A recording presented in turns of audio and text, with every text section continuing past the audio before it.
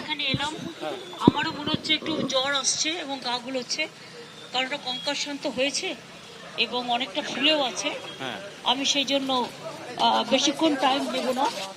আমার সাথে সুপ্রিম কোর্টের ভার্ডিক্ট অনুযায়ী আমার সাথে অনারেবল গভর্নরের মিটিং ভালোভাবে হয়েছে, সৌজন্যমূলকভাবে আমরা টোটালটাই ডিসকাস করেছি এবং 26 তারিখে আমি আবার আসব, আবার দেখা হবে।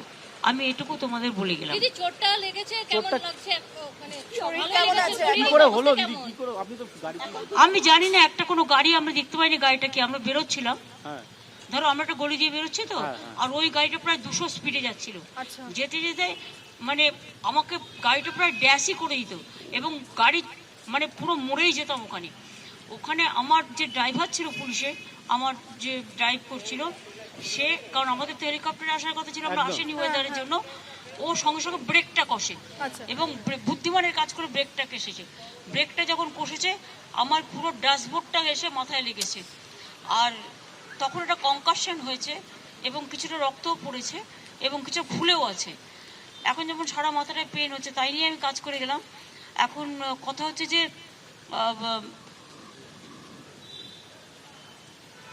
গাড়িটা যদি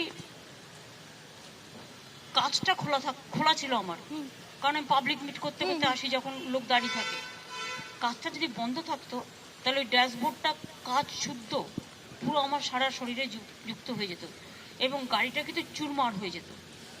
ওই ব্রেকটা কষেছিল বলে কোনো রকম 1 সেকেন্ডের জন্য হয়তো বলতে পারো মানুষের আশীর্বাদে বেঁচেছি। এখন আমার মাথাটা ভীষণ টনটন করছে, যন্ত্রণাও করছে, আমি ওষুধ খেয়েছি কিন্তু আমার ভীষণ ঠান্ডা লাগছে এবং গা বমি করছে, তাই আমি একটু বাড়ি যাচ্ছি। হসপিটাল যাওয়ার হসপিটাল আমি যাচ্ছি। দিদি কোনো প্রশাসনিক না গাড়িটাকে চিহ্নিত করা গেছে? দিদি গাড়িকে চিহ্নিত বা কার গাড়ি, এগুলো দেখো অনেকে অনেক সময় মিসইউজও করে কারো গাড়ি বলে। এগুলো তোমরা তো দেখেছো বিএসএফ এর ড্রেস পরে আমার বাড়ি চলে গেছিল। আমার মনে হয় এটা পুলিশ ইনভেস্টিগেশন করুক, মানে law will take its own course, police investigation করে দেখুক, আমি এক্ষুনি কোনো কথা বলতে চাই না।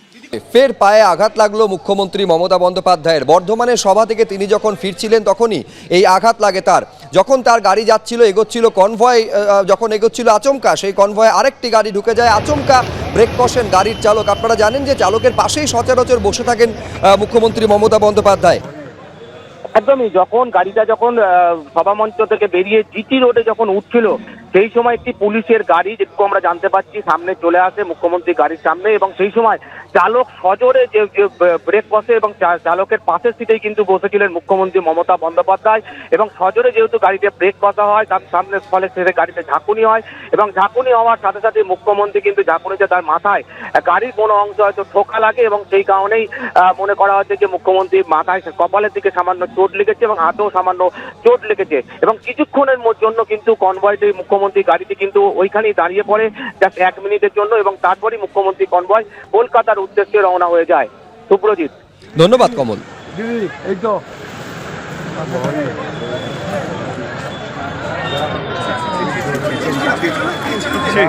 খুব